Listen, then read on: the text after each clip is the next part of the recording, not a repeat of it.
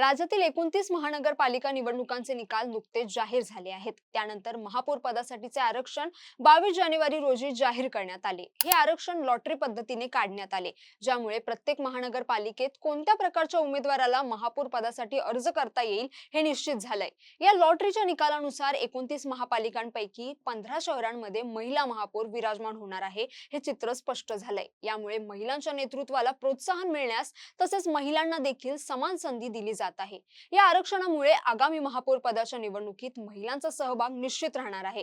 तर काही महापालिकांमध्ये महिला महापौर निश्चित झाले आहेत। त्या कोणत्या महापालिका आहेत आणि पुढील महापौर पदाचा फॉर्म्युला कसा असेल जाणून घेऊयात या व्हिडिओच्या माध्यमातून। नमस्कार, मी जान्हवी जाधव, आपण पाहत आहात टाइम महाराष्ट्र। राजकीय दृष्ट्या अत्यंत महत्त्व असलेल्या मुंबई, पुणे, नागपूर आणि नाशिक या 4 शहरांमध्ये महिला महापौर पदांसाठी आरक्षण जाहीर झाले आहे। या निर्णयामुळे या शहरांना भविष्यात महिला नेतृत्व प्राप्त होणार आहे। या आरक्षणामुळे आता या प्रमुख शहरांच्या विकास आणि धोरणात्मक निर्णयांची सूत्रे महिलांच्या हाती राहणार आहेत। राज्यातील महापौर पदासाठी आरक्षणाचे हे पाऊल समान संधीच्या दृष्टीनेही महत्त्वाचे ठरते। संपूर्ण महाराष्ट्रात या आरक्षणानंतर एकूण 15 महिला महापौर होणार आहेत। त्यामुळे राज्यातील शहरांच्या प्रशासनात महिलांचा सहभाग वाढेल आणि निर्णय प्रक्रियेत त्यांच्या दृष्टिकोनातून अधिक प्राधान्य दिले जाईल। त्यामुळे आता महाराष्ट्रात महिला राज पाहायला मिळणार आहे।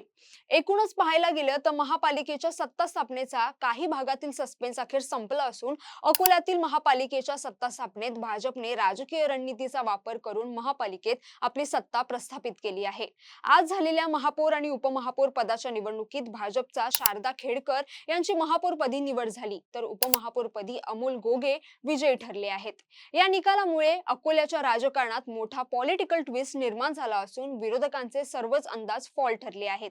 बहुमताचा स्पष्ट आकडा नसतानाही भाजपने मित्र पक्ष आणि अपक्षांच्या मदतीने सत्ता स्थापन केली आणि आपली ताकद दाखवून दिली आहे।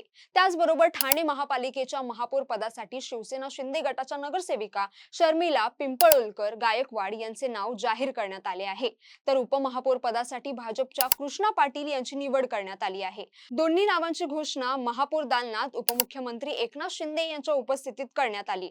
ठाण्याच्या राजकारणात ही निवड महत्त्वाची ठरते, कारण येत्या 5 वर्षात शहराला 4 महापौर आणि 4 उपमहापौर मिळणार आहेत। शर्मिला पिंपळोलकर यांचे महापौर पद आणि कृष्णा पाटील यांचे उपमहापौर पद 2.25 वर्षांसाठी असणार आहे। यानंतर शहरातील नवीन नगरसेवकांना संधी दिली जाणार असून या बदलामुळे ठाण्याच्या महापालिकेतील नेतृत्व आणि धोरणात्मक निर्णयांवर विविध पक्षांचा प्रभाव दिसून येईल।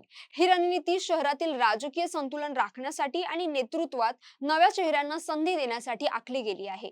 तर उल्हासनगर महापालिका महापौर पदासाठी शिवसेना शिंदे गटाकडून अश्विनी निकम यांनी आज उमेदवारी अर्ज दाखल केला आहे, तर उपमहापौर पदासाठी भाजपकडून अमर लुंड यांनी अर्ज दाखल केला आहे। यावेळी त्यांच्यासोबत खासदार श्रीकांत शिंदे देखील उपस्थित होते।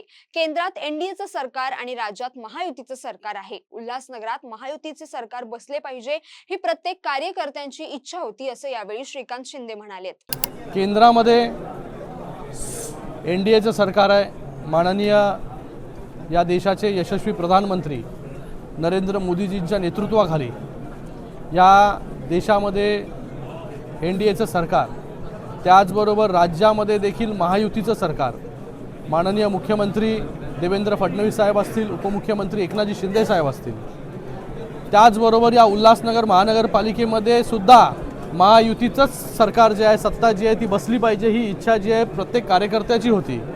जरी आम्ही निवडणूक वेगवेगळ्या लढलो तरी या उल्हासनगर महानगरपालिकेमध्ये जर आपण आकडे बघितले की इथे विरोध करायला विरोधकसुद्धा शिल्लक नाही, अशी परिस्थिती जी आहे शिवसेना आणि भारतीय जनता पार्टीची या ठिकाणी आहे। आज या ठिकाणी आनंद होतोय की आज माननीय मुख्य नेते उपमुख्यमंत्री एकनाथजी शिंदे साहेबांच्या नेतृत्वाखाली आणि त्याचबरोबर रवींद्र चव्हाण साहेबांच्या नेतृत्वाखाली या उल्हासनगर म्युनिसिपल कॉर्पोरेशनमध्ये महापौर पदासाठी सौ निकम मॅडम आणि त्याचबरोबर उपमहापौर पदासाठी अमर लुंडजी हे दोन्ही जे आहे शिवसेना आणि भारतीय जनता पार्टी याचे उमेदवार जे आहे हे या ठिकाणी त्यांनी उमेदवारी अर्ज भरलेला आहे। या Ulhasnagar municipal कॉर्पोरेशनमध्ये Shiv Sena, Bharatiya Janata party, Sai party, Vanchit Bahujan Aghadi, RPI और कोई बचा है क्या? और जे काय अपक्ष हे सगळे जे आहेत या सगळ्यांची सत्ता जी आहे ही या ठिकाणी बसलेली आहे. विरोधक जे आहे ह्या उल्हासनगर म्युन्सिपल कॉर्पोरेशनमध्ये जे आहे आता विरोधक शिल्लक जे आहे ते राहिलेलं नाही. पूर्ण मॅन्डेट जे आहे हे या उल्हासनगरवासियांनी महायुतीला दिलेलं आहे. म्हणून आज महायुतीचे दोन्ही उमेदवारांनी या ठिकाणी उमेदवारी अर्ज दाखल केलेला आहे. येणाऱ्या 3 तारखेला या उल्हासनगर म्युन्सिपल कॉर्पोरेशनमध्ये शिवसेनेचा महापौर बसेल आणि त्याचबरोबर भारतीय जनता पार्टीचा उपमहापौर या ठिकाणी बसेल आणि भविष्यामध्ये चांगलं काम या उल्हासनगर म्युन्सिपल कॉर्पोरेशनमध्ये ही दोन्ही मंडळी आणि त्याचबरोबर सगळे नगरसेवक जे आहे हे या ठिकाणी मिळून करतील. उल्हासनगरमध्ये विरोध करायला विरोधक सुद्धा शिल्लक नाहीत असं देखील श्रीकांत शिंदे म्हणाले आहेत. त्याचबरोबर कल्याण डोंबिवली महापालिकेच्या महापौर पदाचा निकाल आता स्पष्ट झाला आहे. महापौर पदासाठी शिवसेना शिंदे गटाच्या हर्षाली थविल चौधरी यांनी शुक्रवारी अर्ज दाखल केला आहे. त्याचबरोबर उपमहापौर पदासाठी भाजपचे राहुल दामले यांनी उमेदवारी अर्ज दाखल केला आहे. या निवडणुकीत विशेष म्हणजे मनसेने महायुतीला पाठिंबा दिला, ज्यामुळे या निवडणुकीत बिनविरोधपणे विजेता ठरण्याची शक्यता निर्माण झाली आहे.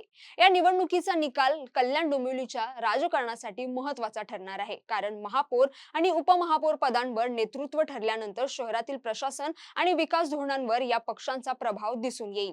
कल्याण डोंबिवली उल्हासनगर महापालिकेच्या राजकारणात आज एक मोठी उलथापालथ झाल्याचे पाहायला मिळाले. आजचा दिवस उल्हासनगर आणि कल्याण डोंबिवली या दोन्ही शहरांसाठी राजकीयदृष्ट्या सुपर फ्रायडे ठरला आहे. एकूणच पाहता राज्यातील महापालिका राजकारणात हा काळ अत्यंत निर्णायक ठरत आहे. एका बाजूला महिला आरक्षणामुळे महाराष्ट्रात महिलांना संधी मिळत असताना दुसऱ्या बाजूला महायुतीने अनेक महानगरपालिकांमध्ये आपलं वर्चस्व सिद्ध केलं आहे. अकोला, ठाणे, उल्हासनगर आणि कल्याण डोंबिवली सारख्या महत्त्वाच्या शहरांमध्ये सत्ता समीकरणे स्पष्ट झाली असून विरोधकांचे आव्हान कमकुवत झाल्याचे चित्र आहे.